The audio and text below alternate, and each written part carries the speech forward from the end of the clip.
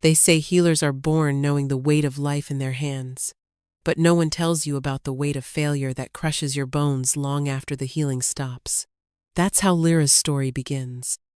The day the palace guards dragged her from the healer's district was the day she learned that some wounds run deeper than flesh and bone. Growing up, she'd believed the ancient texts that spoke of Omega healers as blessed beings, their gentle energy capable of mending what alphas destroyed with their strength. She'd clung to the foolish notion that her gift meant something, that perhaps one day she'd prove that even the lowest Omega could make a difference, that the scar across her throat, the mark of her shame, would fade into memory. But hope was a luxury she could no longer afford, as it turned out, because when you fail to save the one person who matters most, you don't just lose your reputation, you lose the very essence of what makes you a healer. And sometimes, the universe has a cruel sense of humor about second chances. The acrid smell of burning herbs filled the cramped healing ward as Lyra ground feverfew root with practiced precision. 3 years had passed since her banishment from the capital. 3 years of tending to miners and factory workers in the outer districts where no respectable healer would venture. "Another one's coming in," Mira announced from the doorway, her elderly face creased with concern. "Wolf fight. Bad one." Lyra didn't look up from her mortar. "Send him to the Alpha Clinic on 3rd Street. They don't want Omega healers touching their kind." "Can't. He's dying." The pestle stilled in Lyra's hands. Through the thin walls, she could hear it now, the labored breathing, the barely suppressed growls of an alpha in agony. Her instinct screamed at her to help, even as her scarred throat tightened with remembered pain. "Please, Lyra, just look at him." Against her better judgment, Lyra followed Mira to the front room. What she saw made her freeze. The alpha sprawled across her treatment table was massive, even by alpha standards. Blood seeped through makeshift bandages wrapped around his torso, and deep claw marks raked from his shoulder to his hip. But it wasn't the wounds that made her heart stutter, it was the corruption spreading beneath his skin like black veins. "Shadow poison," she breathed. "Can you help him?" A beta male stepped forward, desperation clear in his voice. "We've tried everything. Every healer in the district turned us away when they saw he's been cursed." Lyra finished. She approached slowly, her healer's senses already cataloging the damage. "This isn't from a normal fight. These are marks from a Shadow Alpha." The beta's face paled. "The border skirmish 3 days ago. He saved his unit. But Shadow Alpha wounds don't heal," Lyra said flatly. "Not with traditional methods. Not with alpha healers who rely on brute force to mend tissue." She circled the table, noting how the corruption pulsed with each labored breath. "He'll be dead by dawn." "Then you'll help?" Hope flickered in the beta's eyes. Lyra almost laughed. "I'm nobody!" A disgraced Omega healer who couldn't even. She cut herself off, hand unconsciously moving to her scarred throat. "Find someone else.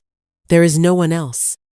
The beta grabbed her arm, desperation overriding protocol. "Please, he's not just any alpha.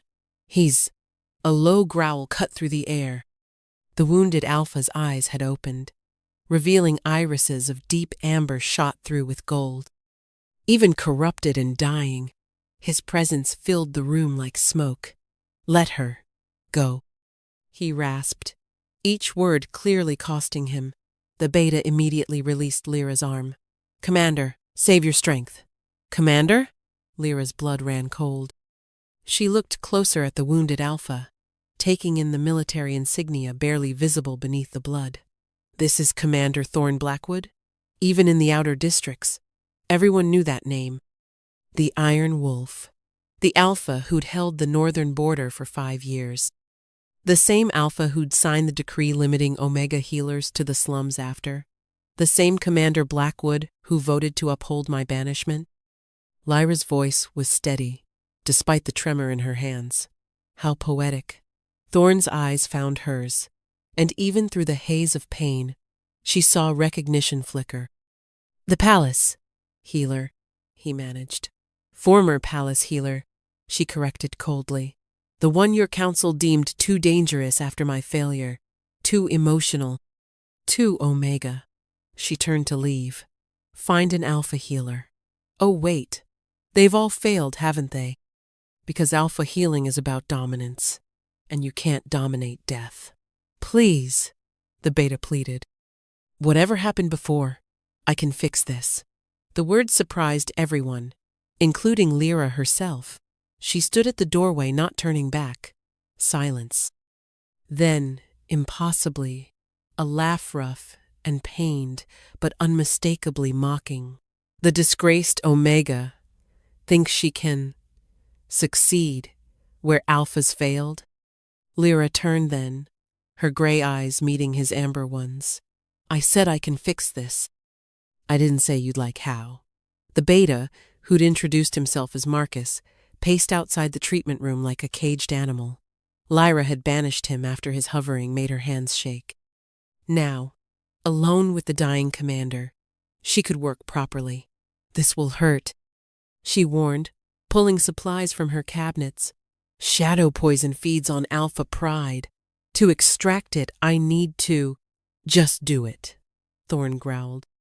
Though his eyes tracked her every movement with predatory focus, despite his weakness, Lyra approached with a bowl of moonwater, illegal in the capital but common in the outer districts.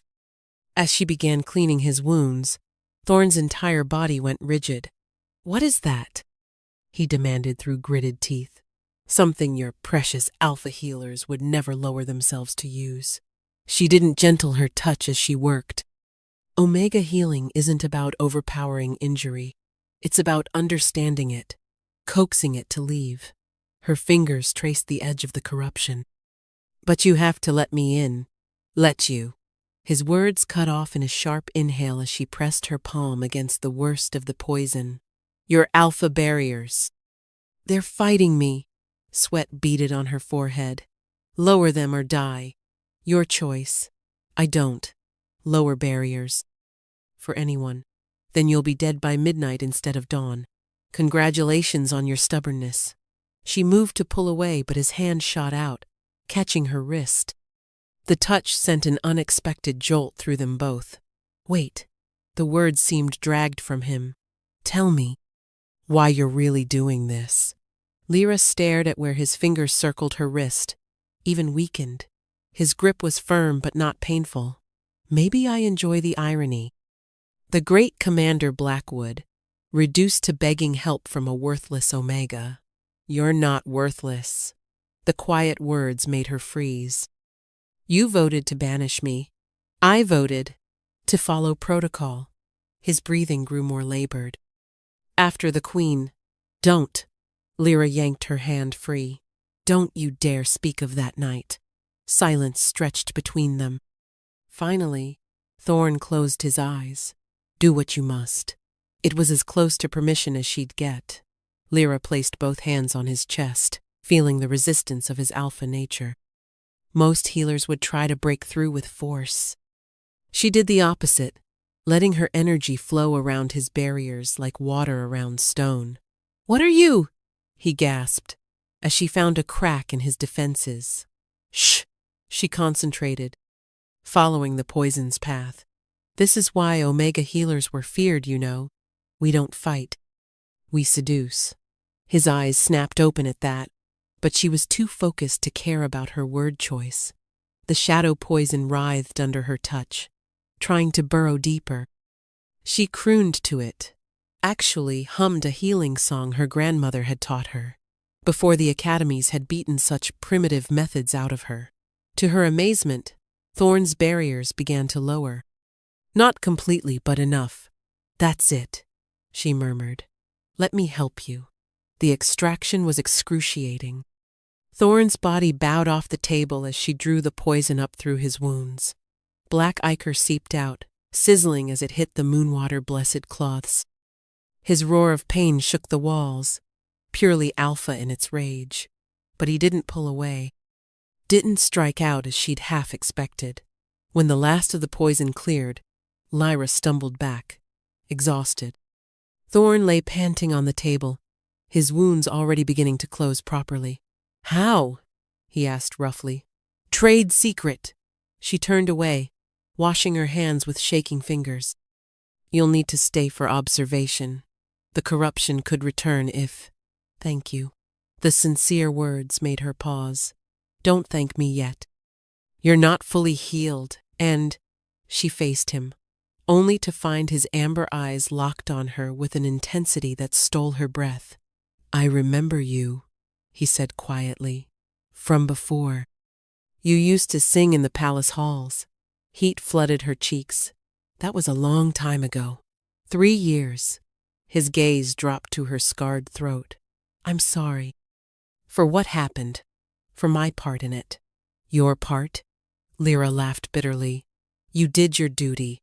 Protected the kingdom from a dangerous Omega, who dared to… The door burst open. Marcus rushed in, followed by 2 other guards. Commander, the corruption is gone, Thorn said, not looking away from Lyra. Thanks to her. Dawn painted the sky purple as Lyra checked Thorn's wounds for the 3rd time. He'd insisted on staying despite her protest that he should return to whatever Alpha-exclusive healing center he preferred. The scarring will be minimal, she muttered, trying to ignore how her fingers tingled where they touched his skin. Though, I can't promise. Why did you fail? The question hit like ice water. Excuse me? Thorn pushed himself up on his elbows, studying her with those unsettling amber eyes. With the Queen. Every report said you were the most gifted healer in generations. So why? Get out. Lyra stepped back, hands clenched.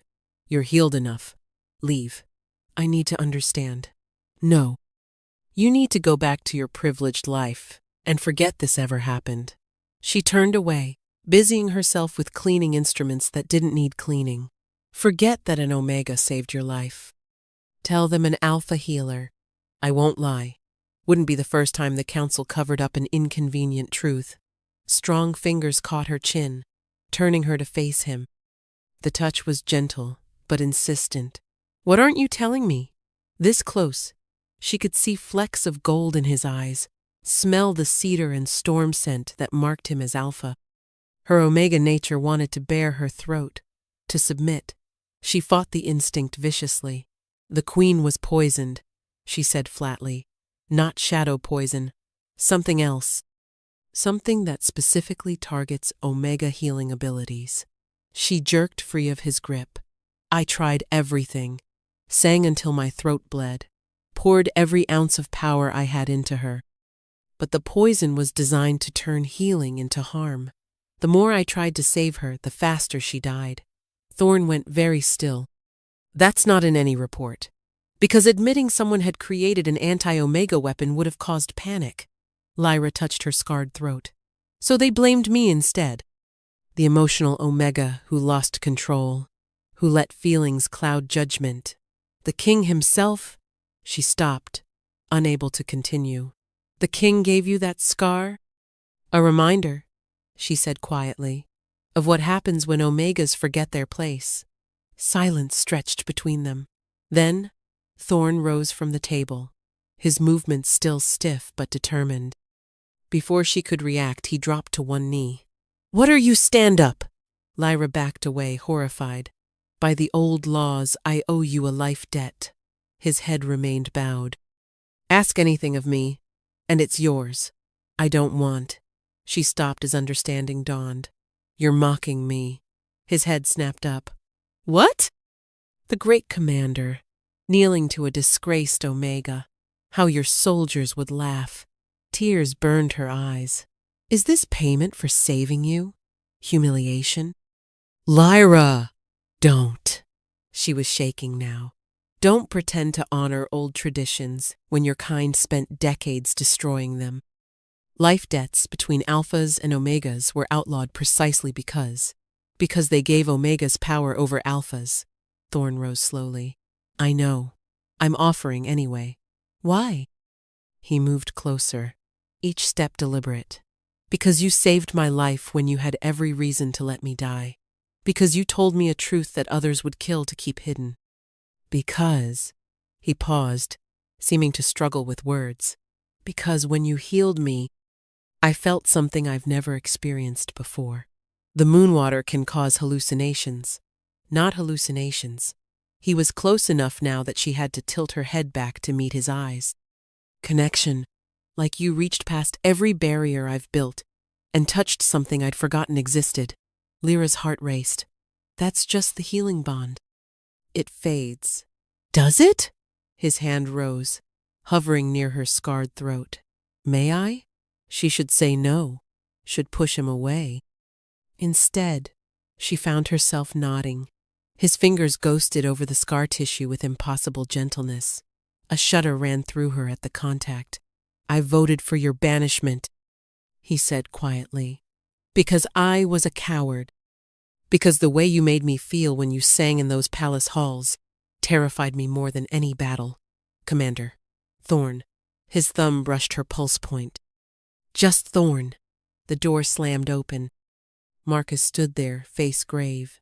Commander, we have a problem. The Shadow Alphas, they know someone survived their poison. They're coming. Lyra's mind raced. Shadow Alphas weren't just creatures, they were corrupted beings. Alphas transformed by darkness. And now they were hunting. The attack came at sunset. Lyra had been preparing evacuation supplies when the first howl split the air, a sound like breaking glass and dying stars that made every Omega in the district whimper in instinctive fear. Shadow Alphas don't venture into cities, Mira said, though her hands trembled as she packed medical supplies. They can't. The wards were built to keep out normal threats, Thorn finished grimly.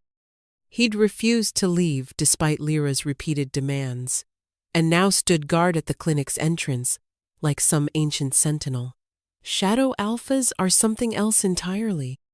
They're not just monsters, they're our own people, transformed.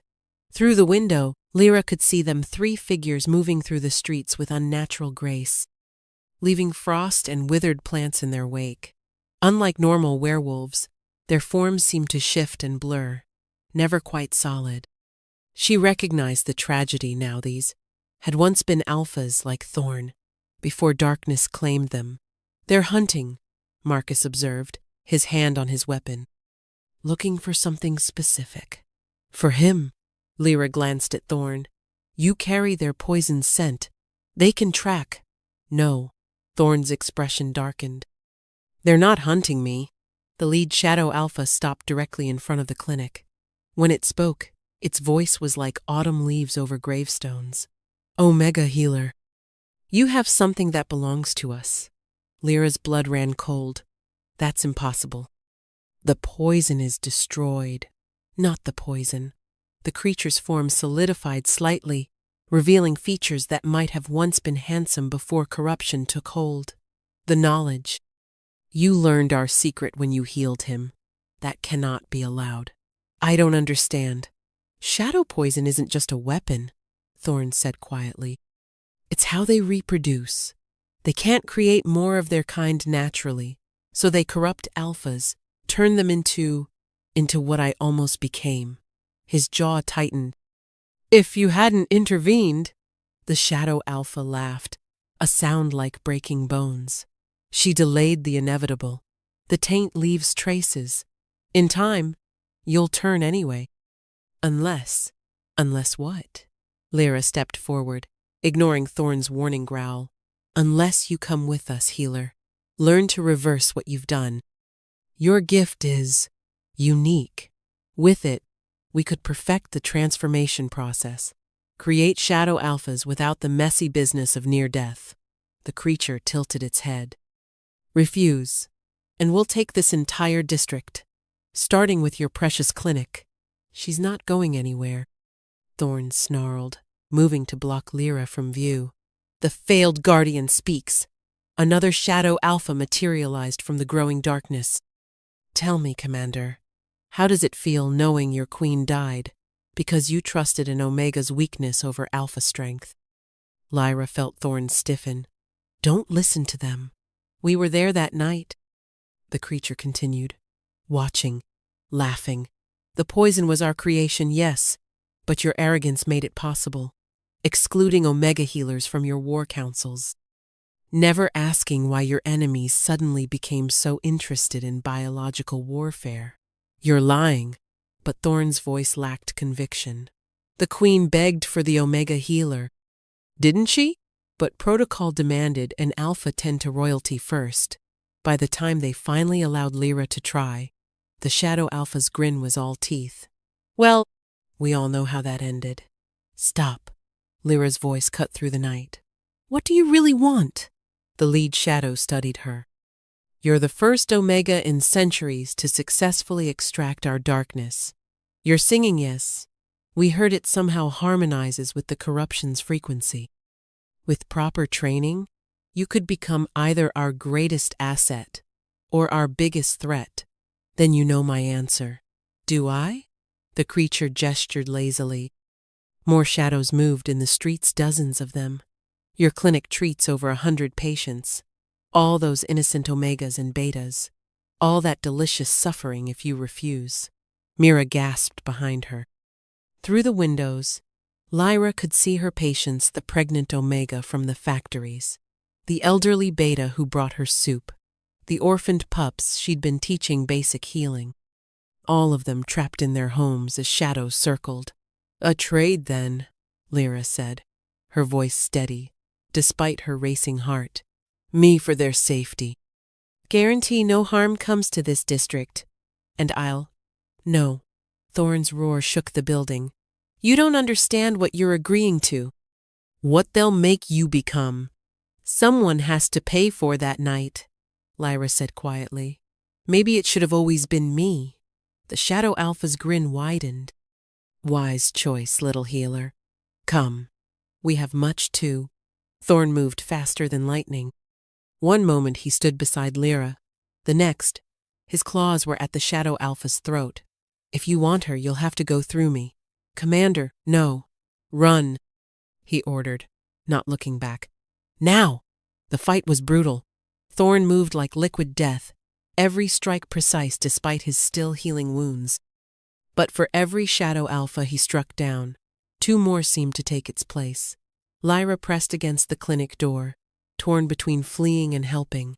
I can't leave you. I said run! Thorn's voice held the full weight of Alpha command, making her Omega instincts scream to obey. But something stronger than biology kept her rooted. Pride, perhaps, or stupidity, or the memory of his fingers gentle against her scarred throat. When the 4th Shadow Alpha materialized behind Thorn, claws aimed at his exposed back, Lyra acted on instinct. The healing song tore from her throat knot, the gentle lullabies she'd used before, but something raw and primal that her grandmother had called the war cry of peace. The Shadow Alphas recoiled as if burned. Their semi-solid forms flickered, darkness writhing beneath their skin in response to her voice. Impossible, one hissed. That song was lost. Not lost. Lyra stepped into the street, power she'd suppressed for 3 years surging through her veins. Just forbidden, like everything else that gave Omega's strength. She sang louder, weaving healing and harm into a melody that made the very air shimmer. The Shadow Alphas' forms began to destabilize, their stolen alpha strength turning against them. But the lead creature laughed. Impressive, little healer. But you forget we've been preparing for you. It pulled out a vial of sickly green liquid, the same color as the poison that had killed the queen. 1 drop, it taunted, and your healing becomes death again. Shall we see how many you can kill this time? Your alpha protector, perhaps? Or maybe the old woman cowering inside? Lyra's voice faltered. The Shadow Alphas pressed forward. Sing, Thorn commanded, suddenly beside her. Blood ran down his arms, but his eyes burned with fierce determination. I believe in you. But the poison, I believe in you. His hand found hers, calloused fingers intertwining with her smaller ones. I won't let you fall. Not again. The contact sent electricity through her entire system. Where their skin touched, she felt his strength, his certainty, his faith. He had faith in her, Lyra sang. This time, Thorn's energy joined hers, his alpha power not overwhelming but supporting, creating a foundation for her omega gifts to soar. The song changed, became something neither fully omega nor alpha but balanced between them. The shadow alphas screamed. Their forms didn't just destabilize, they began to purify. The darkness peeled away like old paint, revealing the alphas they'd once been underneath. No! The lead creature threw the vial, but Thorn caught it mid-air, crushing it in his fist. The poison hissed against his skin, trying to burrow in, but Lyra's song held it at bay. One by one, the shadow alphas collapsed, their true forms restored but unconscious. Only the leader remained standing, though barely. "This isn't over," it gasped, features flickering between corrupted and clean. "The source, the one who created us. They'll come for you both now." "Who?" Thorn demanded. "Who's behind this?" But the creature collapsed before answering, its body finally choosing humanity over corruption. Silence fell over the district. Then, slowly, doors opened. Omegas and betas emerged, staring in awe at the unconscious but human alphas littering the street. "You saved them," Mira breathed. "Saved us all. We saved them," Lyra corrected, looking at where her hand still clasped Thorn's. Together. She tried to pull away, but he held firm. "That song," he said quietly, "I've never heard anything like it. It's forbidden for a reason."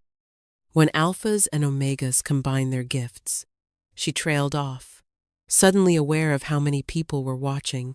"It makes us stronger," Thorn finished. "Makes us whole." "Commander?" Marcus approached carefully. "The council will want answers. This kind of display will change everything," Thorn said firmly. He finally released Lyra's hand, but only to cup her face gently. "You're coming with me. To the capital." "I'm banished." "Not anymore." His thumb traced her cheekbone. "Someone orchestrated the Queen's death. Someone who knew exactly how to turn Omega healing into a weapon. We're going to find them." "We?" Lyra's heart raced. "Partners," he confirmed. "No more shadows between us." Around them, the district began to celebrate, but Lyra only had eyes for the alpha who'd chosen faith over fear. "Partners?" she agreed. The capital hadn't changed much in 3 years, but Lyra had.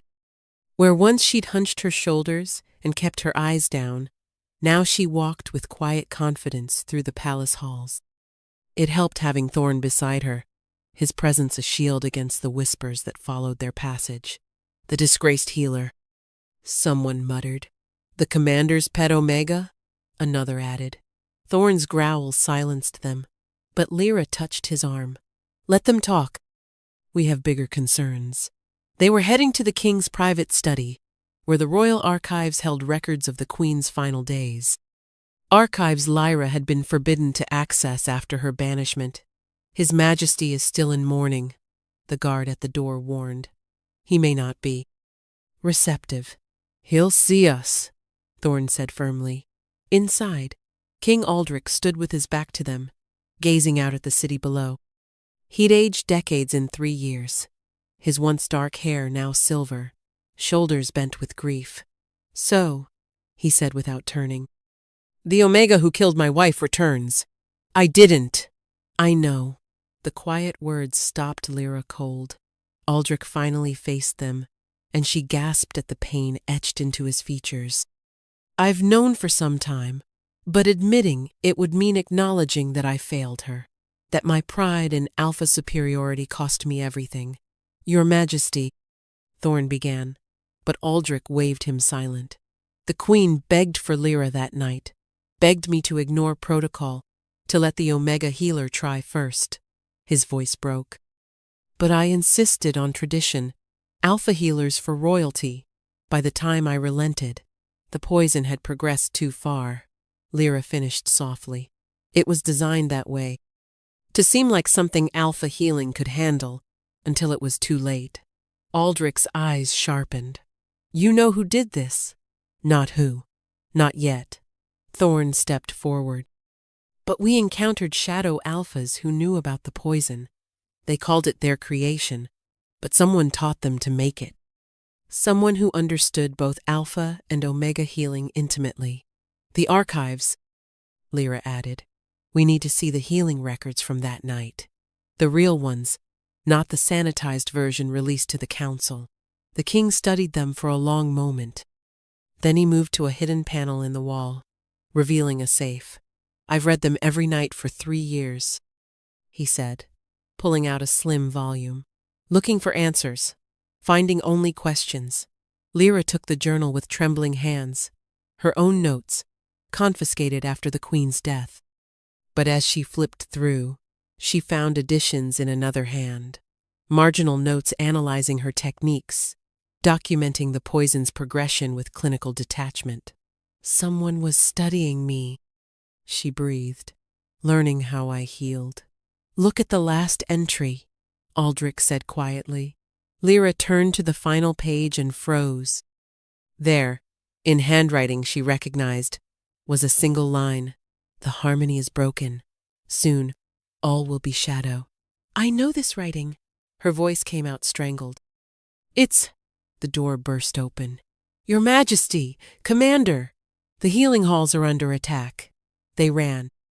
Through corridors Lyra had once walked daily, past rooms where she'd learned her craft. The screams started before they reached the main hall. Inside was chaos.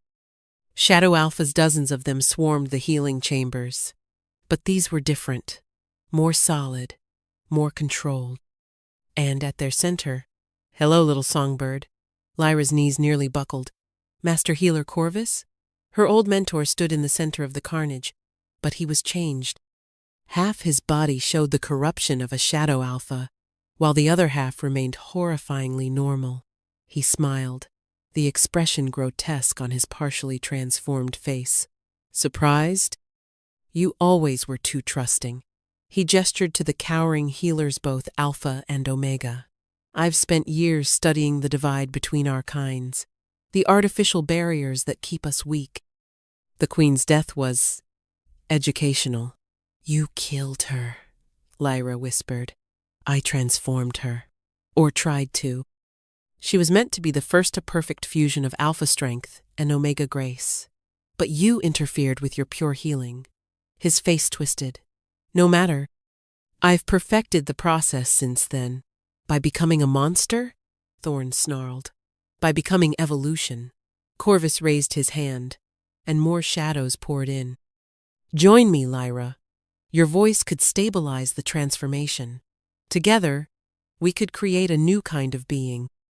No more alphas or omegas, only shadows, perfectly balanced. That's not balance, Lyra said, her voice gaining strength. That's erasure, Corvus sighed. Then you'll serve as another experiment. How much corruption can a healer take before breaking? The shadows surged forward. The battle erupted instantly. Thorn shifted into his wolf form, massive, black as night, with eyes like molten gold. He tore into the shadow alphas with savage precision, but there were too many. Protect the healers! Lyra shouted, rushing toward the apprentices huddled in the corner. Most were young, barely out of training, both Alpha and Omega trembling together in shared terror. Lyra, Lyra, Lyra, Corvus tesked, walking calmly through the chaos. Still trying to save everyone, still believing in unity, he gestured, and shadows coiled around her ankles, cold as death.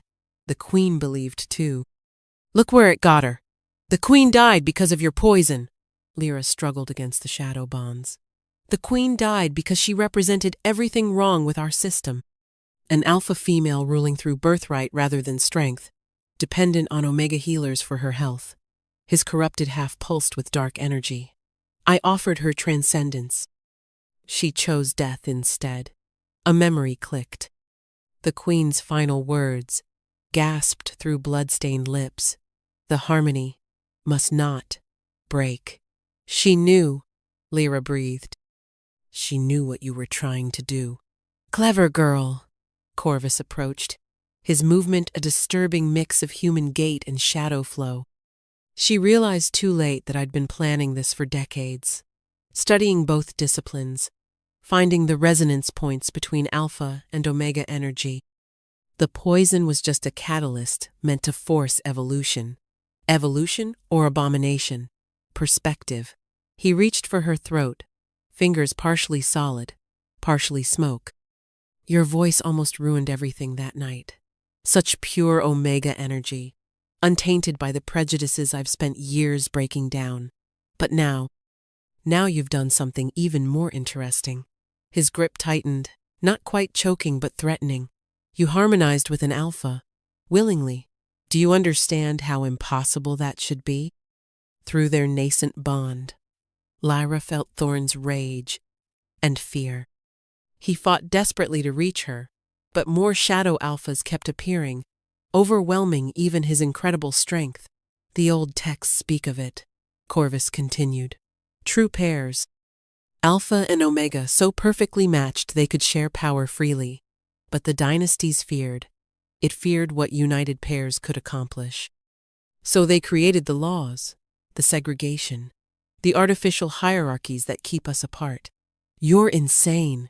But even as she said it, Lyra remembered her grandmother's stories. Tales of healers who sang with their guardian strength, warriors who fought with their healer's grace. Am I? Look at what you accomplished in the outer district. One song, powered by combined energy, and you purified a dozen shadow alphas. Imagine what you could do with proper training. I won't help you corrupt others. Corrupt? I'm trying to free them. His face contorted with genuine emotion. Do you know what it's like to be a male Omega healer? To have the gift but be considered weak? To watch alpha healers brute force their way through delicate procedures because strength is valued over skill? Lyra's struggles slowed. She'd seen it: tooth prejudice, the waste of potential. Or what about female alphas? Corvus continued. Powerful but considered too emotional to lead? The system is broken, Lyra. I'm simply breaking it faster. By turning people into monsters? By removing the barriers entirely. He released her throat, stepping back. The shadow alpha form is transitional. With your voice to stabilize the process, we could create beings with full access to both aspects. No more weaknesses, no more limitations. Around them, the battle continued. Several healers had been corrupted, their screams echoing as shadow invaded their bodies. But something strange was happening. Some were beginning to stabilize, neither fully shadow nor fully their original selves. You see? Corvus smiled. It's already beginning. The younger generation adapts more easily. Soon, a massive black wolf crashed into him, jaws snapping for his throat. Corvus dissolved into shadow, reforming several feet away. Ah, the commander. Tell me, how does it feel to know your entire military structure is built on a lie? That the alpha dominance you enforce is nothing but systematic oppression? Thorn shifted back, positioning himself between Corvus and Lyra. What you're doing isn't freedom. It's forced conversion. And what is your precious protocol but forced segregation? Corvus countered. At least I offer choice. Join willingly, and the process is painless. Resist. He gestured to a corrupted healer writhing on the floor. That's not choice. Lyra said quietly. That's coercion. Then let me make it simpler. Corvus's form solidified completely, revealing the full horror of his transformation. Help me perfect the process, or watch everyone in this room die. Starting with your alpha. You have 1 minute to decide, Corvus said, shadows coiling around him like living things. Help me willingly, or I'll corrupt your alpha and make you watch him transform. Slowly, Lyra's mind raced. Around them, healers both alpha and omega huddled together, traditional boundaries forgotten in their terror. Some bore the early marks of corruption, dark veins spreading beneath their skin. Don't, Thorn growled low. Whatever he wants is to save our people from centuries of artificial division, Corvus interrupted. Look around you, Commander. When faced with true danger, they huddle together. No alphas, no omegas, just scared healers seeking comfort. That's the truth the dynasties have hidden. Lyra. A small voice drew her attention. An Omega apprentice, barely 16, crawled toward them. Shadow taint spread up her arm, but her eyes remained clear. It doesn't hurt as much when Marcos holds me. Marcos, an Alpha apprentice, cradled her against his chest. Where they touched, the darkness seemed to slow. You see? Corvus's voice held triumph. Natural harmony. The young ones understand instinctively what we've been trained to forget. They're children. Lyra spat. You're experimenting on children. I'm freeing them. No more Omega healers relegated to menial work. No more Alpha healers relying on brute force. They'll have access to both. If they survive the transformation. Thorn cut in. How many have you killed perfecting this process? Corvus's expression darkened. Fewer than the system kills through neglect and prejudice. How many Omega healers die attempting procedures they're not allowed to formally learn? How many Alphas burn out forcing healing that requires finesse, not strength? He had a point, and Lyra hated him for it. She'd seen both during her training Omega healers barred from trauma wards, Alpha healers destroying delicate tissue through sheer force. There has to be another way, she said desperately. There is. Corvus extended his hand. Join me. Your voice can stabilize the transformation. Make it painless. Together, we can create a new order, built on forced evolution and destroyed lives? Lyra shook her head. The Queen understood. That's why she chose death over your vision. The Queen was a fool blinded by tradition. Shadows erupted from Corvus, lashing out at the remaining healers. More screams filled the air as corruption spread. But you're right about one thing she did choose, just as you must choose now. The shadows reached for Thorn. Without thinking, Lyra began to sing. Not the war cry from before, but something older. A lullaby her grandmother used to hum, from the time before separation, when Alphas and Omegas worked as one. The melody was simple, almost childlike, but power thrummed through every note. The shadows recoiled. More surprisingly, the corrupted healer's screaming lessened. The apprentice pair Marcos and the Omega girl began to glow faintly where they touched. Impossible, Corvus breathed. That song was destroyed with the old temples. Nothing is ever truly destroyed, Lyra sang between verses. Only forgotten, hidden, waiting. She felt Thorn's presence at her back, his strength offered freely, not overwhelming her own power but complementing it. Two voices joining in harmony, though he didn't sing aloud. Around them, other healers began to hum along, the melody stirring something deep in their genetic memory. Alpha and Omega voices rose together, uncertain at first, then with growing confidence. Stop. Corvus lashed out, but his shadows met a barrier of combined energy. You don't understand. Without transformation, we'll always be divided. Division isn't the problem. Lyra realized, her voice growing stronger. Forced separation is. We don't need to become shadows to find unity. We just need to remember what we've forgotten. The corruption began to recede from the affected healers. Not violently expelled as before, but gently drawn out as their combined voices created a resonance that Shadow couldn't maintain. No! Corvus's form destabilized, flickering between human and shadow. I've worked too long, sacrificed too much. You sacrificed others? Thorn corrected coldly, starting with the Queen who trusted you. She was necessary. Her death would have proven the system's failure if you hadn't hidden the truth. And now, the truth will be revealed. King Aldrich's voice cut through the chamber. The king stood in the doorway, crown gleaming, eyes hard as stone. All of it. The throne room had never hosted such a diverse gathering.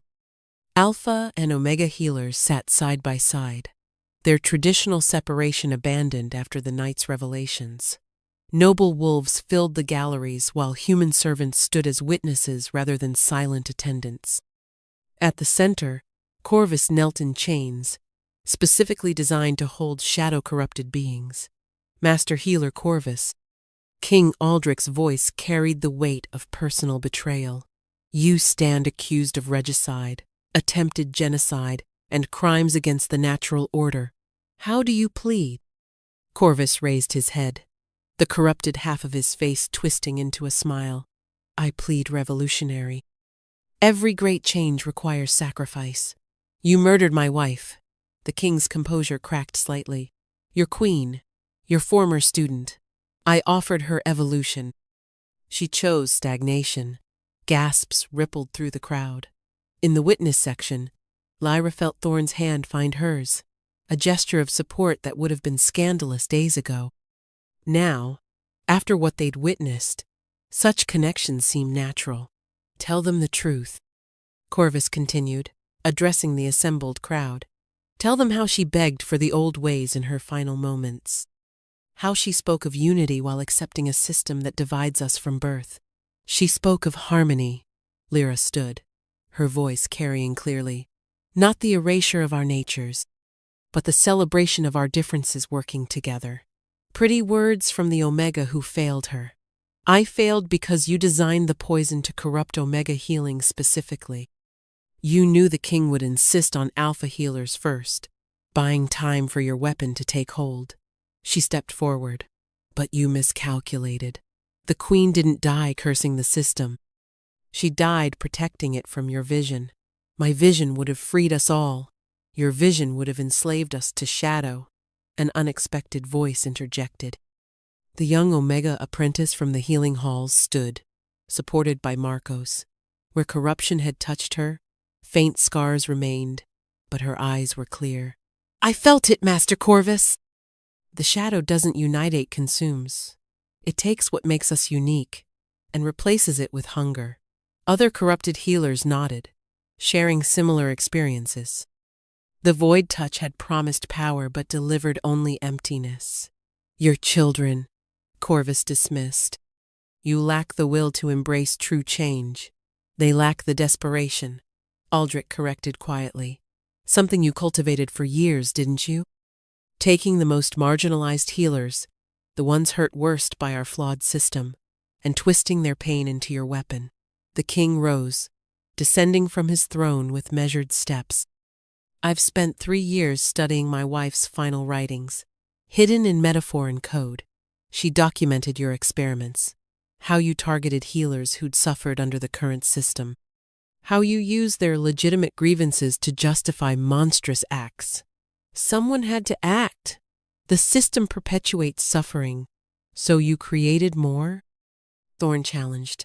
How many healers died in your experiments before you perfected the shadow corruption?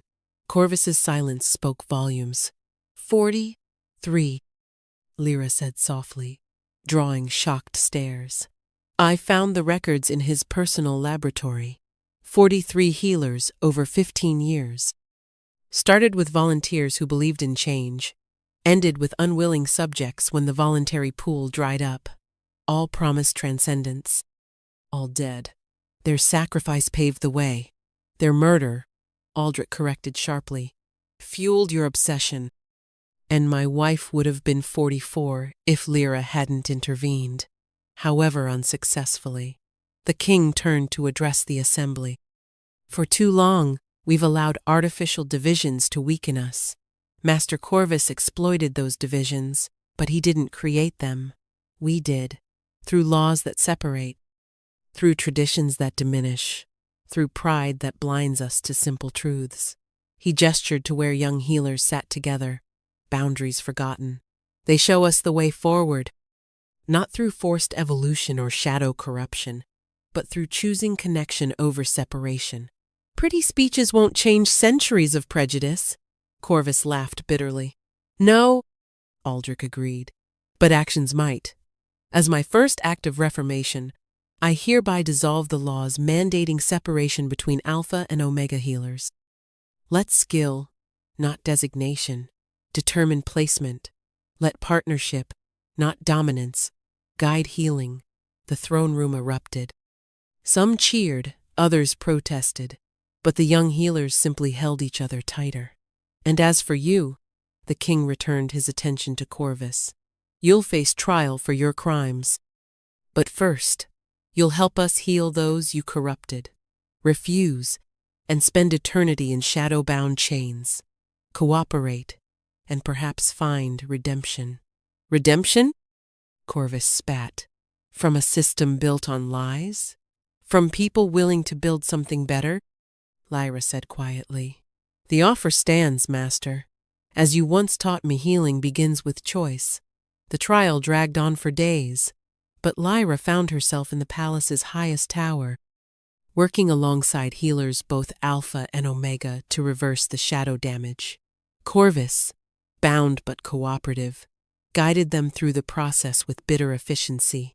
Gently, he instructed as she worked on a young beta guard. The shadow bonds to pain. Joy repels it. It was surreal, taking instruction from the man who'd orchestrated so much suffering. Yet his knowledge was invaluable. Each healed victim revealed more about how the corruption worked, and how naturally Alpha and Omega energy complemented each other when not forced apart. You could have done this legally, Lyra said during a break.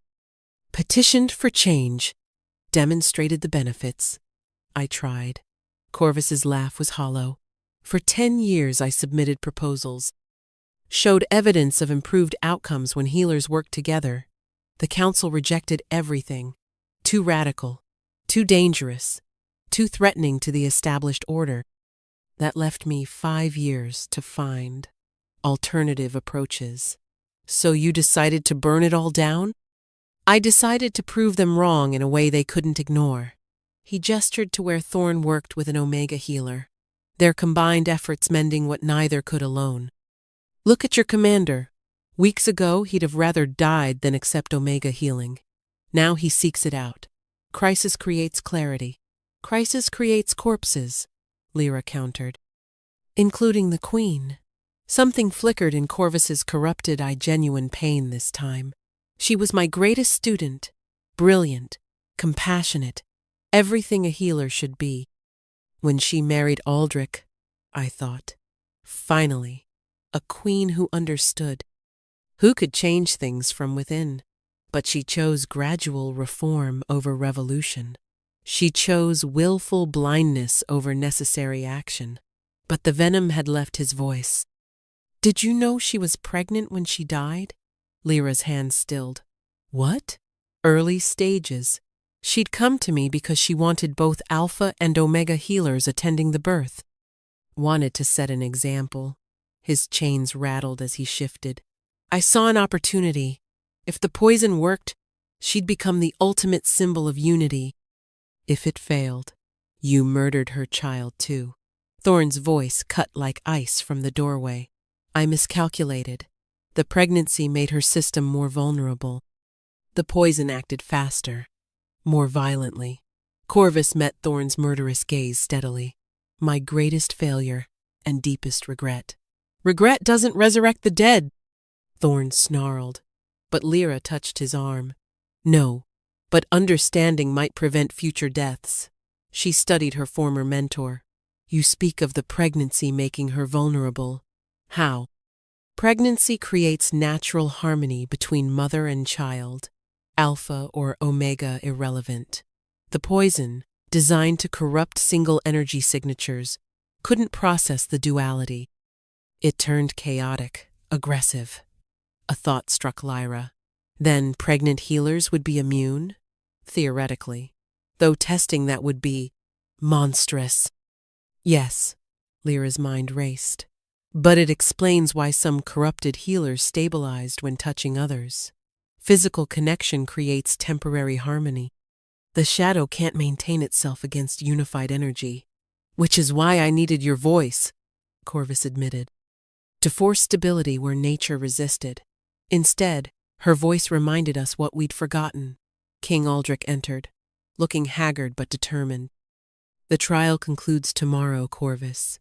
The evidence is overwhelming, but I offer you one chance at partial redemption. Death or imprisonment. Generous options. Service or shadow. The king's expression remained stone. Help us undo every trace of your corruption. Train healers in the old ways you discovered. Use your knowledge to heal rather than harm. Do this and live.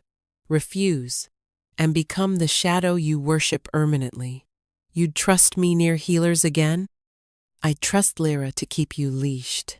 Aldrich glanced at her. If she agrees to oversee your work, Lyra felt the weight of the decision. Working daily with her queen's murderer, her mentor turned monster. But his knowledge could save lives, prevent future corruptions. She thought of the young apprentices, naturally finding harmony. Of the decades of knowledge Corvus possessed, twisted but valuable. One condition, she said finally. He helps establish the new healing academy, Alpha and Omega learning together from the start. No more artificial divisions creating the desperation he exploited. Agreed, the king said immediately. Corvus stared at her, and for the first time since his corruption, something human flickered in his twisted features. You'd trust me with children? I'd trust children to see through your lies better than we did. Lyra met his gaze steadily. And I'd trust the hope of redemption to accomplish what punishment alone cannot. Even for me? Especially for you. Because if someone as fallen as you can choose healing over harm, anyone can. The silence stretched long. Finally, Corvus bowed his head. I accept, though I deserve no mercy. No, Lyra agreed. But perhaps you can earn it. The transition to the new system proved smoother than anyone expected, though not without challenges. 6 months after Corvus's trial, the new Royal Healing Academy buzzed with controlled chaos. Young Voices Alpha and Omega Alec arose in harmony as they practiced the rediscovered songs. Where once stark divisions marked the halls, now students mingled freely, their natural affinities guiding partnerships rather than rigid law. Lyra supervised from the observation deck, noting how naturally the young ones adapted. An Alpha girl with unusual delicacy worked alongside an Omega boy whose strength surprised traditionalists. They healed a bird's broken wing together, neither dominant nor submissive, simply synchronized. The council meets again tomorrow, Thorn said, joining her. His official consort insignia caught the light, a new position created to acknowledge their partnership without forcing traditional mate bonds. Lord Blackstone still protests the changes. Let him. The results speak louder than his objections. She gestured to the training floor. Healing rates up 60%. Fatal complications down by half. Even the military acknowledges the improvements. The military acknowledges that wounded soldiers prefer the new methods, Thorn corrected with a slight smile. Amazing how quickly Alphas abandon prejudice when Omega techniques ease their pain better, or when Alpha strength saves Omega lives during traumatic injuries. Lyra leaned into his warmth. Together, always more effective than apart. A commotion below drew their attention. Corvus, heavily bound in restriction chains that allowed movement but prevented shadow manipulation, instructed advanced students. His corruption had been partially reversed enough to restore his mind fully while leaving visible reminders of his crimes. Harmony isn't sameness, he lectured, his voice carrying despite the chains. Alpha energy flows like a river, powerful, direct. Omega energy dances like wind, subtle, pervasive. When you force them together, you create storms. When you let them choose their dance. He gestured to a pair of students. They began to sing, voices weaving together, and light bloomed between their joined hands. A patient's infected wound cleansed itself in moments. He's a good teacher, Lyra admitted reluctantly. He's a constant reminder, Thorn countered, of what happens when pain twists into extremism. Perhaps that's why he's effective. The students see where the path of division ultimately leads. Through shadow and death? Through believing ends justify any means. She watched Corvus correct a student's technique with surprising gentleness. He's different with them. Patient. Like he's trying to give them what he felt he never received. Redemption through teaching? Understanding through connection. The very thing he tried to force through corruption, now happening naturally because we remove the barriers. Below, more students joined the healing song. The academy's great windows vibrated with harmonic resonance as dozens of voices united. Not the regimented chants of old traditions, but organic melody arising from genuine cooperation. "The king wants you to address the assembly," Thorn said quietly. "Share your vision for expansion beyond the capital." "Our vision," she corrected. "I won't stand before nobles and merchants alone. We present as partners or not at all. That will ruffle feathers." "Good!" Ruffled feathers sometimes reveal new patterns of flight. He laughed, the sound still rare enough to make her heart skip. "You've been spending too much time with the philosophy instructors, or perhaps the right amount of time with a commander who's learned to value wisdom over protocol." Their banter was interrupted by urgent footsteps. Marcus appeared, breathing hard. "Commander, healer Lyra riders from the Eastern Territories. They bring news of a plague. Traditional healing fails, but they've heard rumors of our new methods." "How many affected?" Thorn shifted instantly to military efficiency. "Thousands, growing daily. They beg assistance, but fear sending their sick to the capital." Marcus hesitated. The territorial lord still holds to old ways. He forbids Omega healers in the treatment centers. "Then we go to them," Lyra decided.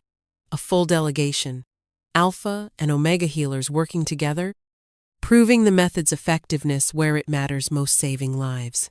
"The council won't approve. The council will approve," King Aldrich's voice interrupted.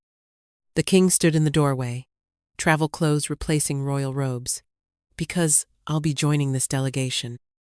It's time I stopped decreeing change from my throne and demonstrated it in the field." "Your Majesty," Thorn began, "the danger is why I must go. How can I ask others to trust in unity if I hide behind palace walls?" Aldrich's gaze found Corvus below. "Even our greatest failures teach valuable lessons. This plague may be natural, or it may be another's attempt at forced evolution. Either way, we face it together." "All of us?" Lyra asked, understanding the implication. Corvus's knowledge saved 40 lives last month alone. "If this plague bears any resemblance to shadow corruption," the king's expression hardened, "we bring every tool available, including reformed monsters who understand corruption intimately." The delegation was decided. Tomorrow, they would ride toward plague and prejudice alike. 1 year after the Eastern Plague, Lyra stood in the renovated Great Hall, watching the ceremony unfold. No longer divided by invisible lines, Alphas and Omegas mingled freely as the first unified healing graduates received their credentials. "Healer Marcos Winterborn," she called. The young Alpha stepped forward, bearing scars from where shadow corruption had once touched him. Healer Aria Moonwhisper. His Omega partner joined him, their hands naturally finding each other. They'd been the first to fully embrace partner healing, their bond forged in terror and transformed into strength. Now they headed to the northern wastes, bringing unified healing to the most traditional territories.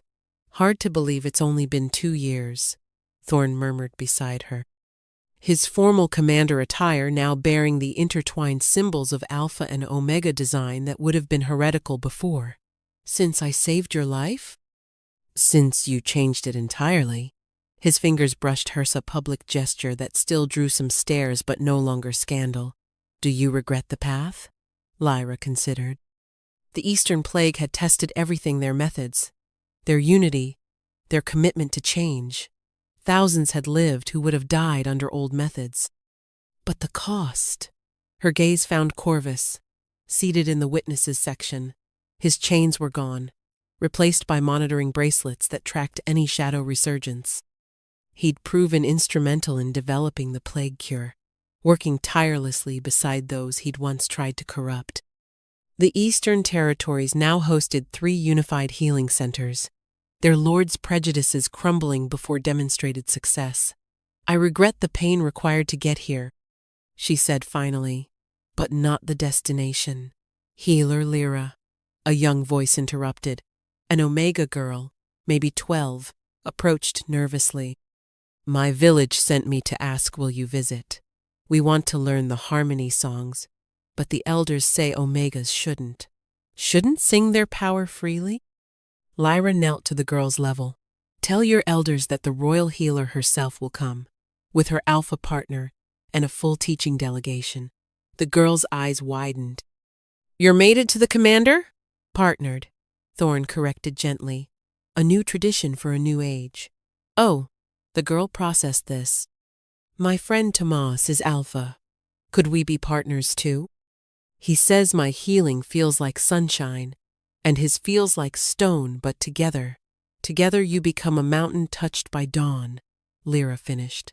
Yes, child. You and Tomas can learn together. Should learn together. As the girl ran off excitedly, Lyra rose to find Corvus approaching. The crowd gave him space not from fear anymore, but respect tinged with caution. You taught her well, he said simply. The metaphor of mountain and dawn. I remember using it in better days. Your teaching methods survived even if your methods didn't, Lyra acknowledged. The students benefit from your knowledge, properly channeled. Properly leashed, you mean? But there was no bitterness. I've been requested in the southern reaches. Another shadow emergence, though this one seems natural rather than induced. Will you go? With supervision and purpose. Yes. He studied her. You saved more than lives, you know. You saved the ideal-eyed corrupted unity through choice rather than force. We all saved it. Even you in the end. King Aldrich's voice rose over the crowd, beginning the formal acknowledgments. But Lyra's attention caught on a familiar scene, young healers spontaneously harmonizing, their combined voices making the crystal chandeliers sing in resonance. What are you thinking? Thorn asked, noting her distant expression. About fairy tales, she admitted.